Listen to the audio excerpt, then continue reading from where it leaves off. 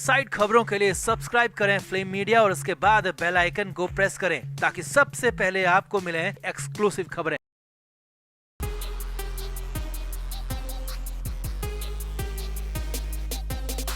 तो supreme court ने जम्मू कश्मीर से आर्टिकल 370 हटाने के मोदी सरकार के फैसले को वैध माना है, जायज माना है। सीजेआई डीवाई चंद्रचूड़ ने कहा कि जम्मू कश्मीर के पास भारत में विलय के बाद आंतरिक संप्रभुता का अधिकार नहीं है। अनुच्छेद 370 एक अस्थायी प्रावधान था। इसके साथ ही सुप्रीम कोर्ट ने जम्मू कश्मीर राज्य का दर्जा बहाल करने और 30 सितंबर 2024 तक वहां पर इलेक्शन कराने के लिए कहा है। अब ये एक ऐतिहासिक फैसला माना जा रहा है और इसी फैसले को लेकर मोदी के घोर विरोधी भी मोदी नाम का राग अलापने लगे हैं और इसी लिस्ट में उद्धव ठाकरे का नाम भी शामिल हो गया है। जी हाँ, मौका मिलते ही उद्धव ठाकरे ने मोदी को मक्खन लगाने की भरपूर कोशिश कर डाली और वो भी पार्टी के मंच से। तो धारा 370 पर आए सुप्रीम कोर्ट के फैसले पर क्या बोले उद्धव ठाकरे? अचानक मोदी मोदी क्यों करने लगे उद्धव ठाकरे? आपको बताते हैं सब। आप भी वीडियो को शेयर करें और अपनी राय कमेंट बॉक्स में जरूर दें।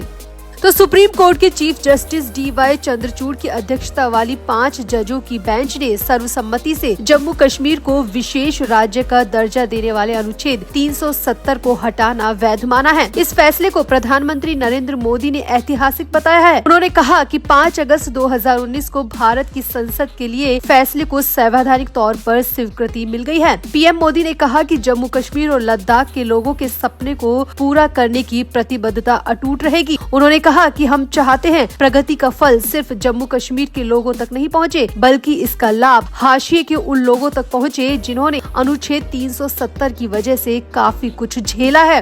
अब जम्मू कश्मीर में धारा 370 को निरस्त करने को सुप्रीम कोर्ट द्वारा वैध ठहराए जाने के बाद शिवसेना नेता उद्धव ठाकरे ने भी बहुत कुछ कह दिया। पार्टी के एक मंच से संबोधित करते हुए उद्धव ठाकरे ने कहा, हम इस फैसले का स्वागत करते हैं। आर्टिकल 370 खत्म करने के समय हमने इसका समर्थन किया था। उम्मीद करते हैं कि सुप्रीम कोर्ट का जो दूसरा आदेश है कि अगले सितंबर तक वहां चुनाव होने चाहिए, वह जल्द से जल्द हो जाएगा। वहां की जनता उनको खुली हवा में मतदान करने का मौका मिलेगा। चुनाव के पहले अगर पीओके भी आ जाता तो पूरे कश्मीर में चुनाव हो जाएगा और देश का एक हिस्सा बरकरार रहेगा।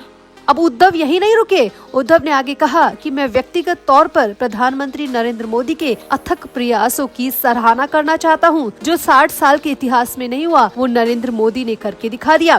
उद्धव ठाकरे ने आगे कहा कि ये सिर्फ प्रधानमंत्री के विजन की वजह से ही संभव हो पाया है। इसके बाद भी उद्धव ठाकरे पीएम मोदी की तारीफ में काफी कुछ कहते रहे, कसीदे गढ़ते रहे। अब इसी मंच पर शिवसेना यूबीटी के सीनियर लीडर्स भी मौजूद थे। संजय राउत भी मौजूद थे और ये मंच दरअसल में महाराष्ट्र सरकार के विरोध में सजाया गया था, जिसमें महाराष्ट्र के मुख्यमंत्री की योजनाओं में ढीले रवैये पर सवाल उठाए जाने थे। मगर अचानक उद्धव ठाकरे ने 370 पर बोलना शुरू कर दिया और मोदी नाम का राग अलापना शुरू कर दिया, जिसे देखकर वहां मौजूद तमाम नेता और कार्यकर्ता हैरान रह गए, क्योंकि ये सब बहुत अचानक हुआ। भाषण किसी और विषय पर होना था, मगर उद्धव मोदी मोदी करते रहे। अब उद्धव ठाकरे के इस बर्ताव से जहां कई नेता नाराज नजर आए तो संजय राउत तो मंच बीच में छोड़कर ही चले गए। जी हाँ, संजय राउत ने मंच को बीच में ही छोड़ दिया। अब उद्धव ठाकरे के भाषण के बाद कई और नेताओं का भी भाषण होना था, मगर नेताओं की नाराजगी के बाद जन संबोधन को बीच में ही खत्म करना पड़ा। अब इसके बाद सभी नेता और कार्यकर्ता भी वहां से चले गए, मगर हर किसी ने उद्धव ठाकरे के इस बर्ताव पर काफी हैरानी जताई। तो क्या उद्धव ठाकरे वाकई में 370 पर सुप्रीम कोर्ट की टिप्पणी से खुश है, या फिर आने वाले चुनाव में मोदी के करीब जाने का रास्ता तलाश रहे हैं, या फिर आदित्य ठाकरे पर चल रही जांच की तलवार से उद्धव ठाकरे डर गए हैं? आपका क्या कहना है इस पूरे मामले पर? आप भी अपनी राय कमेंट बॉक्स में जरूर दें और वीडियो को भी शेयर करें।